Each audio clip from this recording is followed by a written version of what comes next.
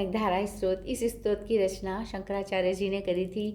आदिगुरु शंकराचार्य जी एक दिन एक ब्राह्मण के घर में भिक्षा लेने के लिए गए, लेकिन वो ब्राह्मण इतना गरीब था कि उन्हें कुछ दे न सका। तो ब्राह्मण की वाइफ थी, उन्होंने कहा कि मेरे पास सिर्फ सूखे आंवले पड़े हैं गुरुदेव, अगर आपको वो चाहिए तो आप वो ले लीजिए। तो फिर उन्होंने शंकराचार्य जी उनकी झोपड़ी में गए और उन्होंने देखा कि सच में सूखे आंवले के ढेर पड़े हुए हैं और इनके यहाँ खाने के लिए एक अनाज का दाना भी नहीं है। ये देख के शंकराचार्य जी को बहुत दुख हुआ और उनकी आंखों से इतना आंसू बहने लगा और एकदम से उनके मुंह से कनकधारा स्त्रोत की धारा बह गई। उन्होंने उस स्त्रोत को एकदम से, उनके दिमाग में वो स्त्रोत आया और उन्होंने एकदम से उस स्त्रोत की रचना कर दी। तो आज हम इस कनकधारा स्त्रोत का हिंदी में अर्थ देखेंगे।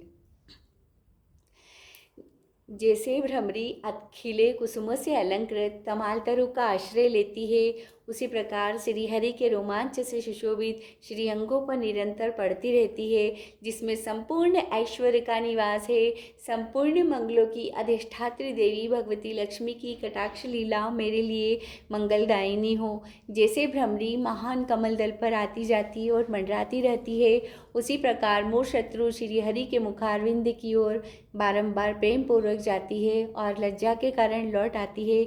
वह समुद्र कन्या लक्ष्मी की मनोहर मुग्ध दृष्टिमाला मुझे धन संपत्ति प्रदान करे। जो संपूर्ण देवताओं के अधिपति इंद्र के पद का वैभव विलास देने में समर्थ मुरारी श्रीहरि को भी अधिकाधिक आनंद प्रदान करने वाली नीलकमल के भीतरी भाग के समान मनोहर जान पड़ती है। वह लक्ष्मी जी के अधखुले नैनों की दृष्टि क्षण भर के लिए मुझ पे अवश्य पड़े।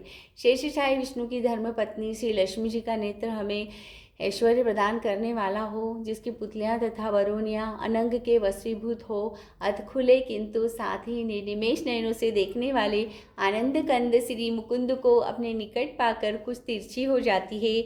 जो भगवान मधुसूदन के कौस्तुभमणि मंडित वक्ष स्थल में इंद्र नीलमयी हारावली से सुशोभित होती है और उनके भी मन में काम का संचार प्रसार करने वाली कमलकुंज वासिनी कमला की कटाक्ष लीला मेरा कल्याण करे। जैसे मेघों की घटा में बिजली चमकती है, उसी प्रकार केटभ शत्रु श्री विष्णु की काली मेघमाला के समान श्याम सुंदर वक्ष स्तर पर प्रकाशित होती है। और जिन्होंने अपने अविर्भाव से भृगुवंश को आनंदित किया है और जो समस्त लोकों की जननी है, उन भगवती लक्ष्मी की पूजनीय मूर्ति मुझे कल्याण प्रदान करे। समुद्र कन्या कमला की वह मंद अलस मंथर अर्धोन्मिलित दृष्टि, जिसके प्रभाव से कामदेव ने मंगलमय भगवान मधुसूदन के हृदय में प्रथम बार स्थान प्राप्त किया था, मुझ पर अवश्य पड़े। भगवान नारायण की प्रेयसी लक्ष्मी जी का नेत्र रूपी मेघ दया रूपी अनुकूल पवन से प्रेरित हो दुष्कर्मी धाम को चिरकाल के लिए दूर हटाकर विषाद में पड़े हुए दीन रूपी चातक पोत पर धन रूपी जलधारा की वृद्धि करे। विशिष्ट बुद्धि वाले मनुष्य जिनके प्रीतिपात होकर दया दृष्टि के प्रभाव से स्वर्गपद को सहज ही प्राप्त कर लेते हैं, उन्हीं पद्मासना पद्मा की वह विकसित कमल गर्भ के समान कांतिमती दृष्टि मुझे मनोवांछित पुष्टि प्रदान करे। जो षष्ठी लीला के समय वाग्देवता के रूप में स्थित होती है, पालन लीला करते समय भगवान गरुड़ध्वज की सुंदर पत्नी लक्ष्मी के रूप में विराजमान होती है, प्रलय लीला के काल में शाकंभरी अथवा चंद्रशेखर वल्लभा पार्वती के रूप में स्थित होती है, उन त्रिभुवन की एकमात्र गुरु भगवान नारायण की नित्य उना प्रेसी श्री लक्ष्मी जी को नमस्कार। माता, शुभ कर्मों का फल देने वाली श्रुति के रूप में आपको प्रणाम। रमणी गुण के सिंधु रूप प्रति के रूप में आपको नमस्कार। कमलवन में निवास करने वाली शक्ति स्वरूपा लक्ष्मी को नमस्कार। पुरुषोत्तम प्रिया पुष्टि को नमस्कार। कमल वंदना कमला को नमस्कार। क्षीर सिंधु संभुतार श्रीदेवी को नमस्कार।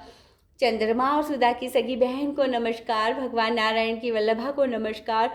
कमल सदृश नेत्रों वाली माननी माँ, आपके चरणों में की वंदना। संपत्ति प्रदान करने वाली, संपूर्ण इंद्रियों को आनंद देने वाली, साम्राज्य देने में समर्थ और सारे पापों को हरने के लिए श्रद्धा उद्धत है, वह मुझे ही अवलंबन करे। मुझे ही आपकी चरण वंदना का शुभ अवसर प्राप्त होता रहे। जिनकी कृपा कटाक्ष के लिए की उपासना संपूर्ण मनोरथों और संपत्तियों का विस्तार करती है, श्री हरि की हृदयेश्वरी लक्ष्मी देवी का मैं मन वाणी और शरीर से भजन करती हूँ। भगवती हरिप्रिय, तुम कमलवन में निवास करने वाली हो। तुम्हारे हाथों में लीला कमल सुशोभित है। तुम अत्यंत उज्ज्वल वस्त्र गंध और माला से सुशोभित हो। तुम्हारी झांकी बड़ी मनोहर है। त्रिभुवन का ऐश्वर्य प्रदान करने वाली देवी, मुझ पे प्रसन्न हो जाओ।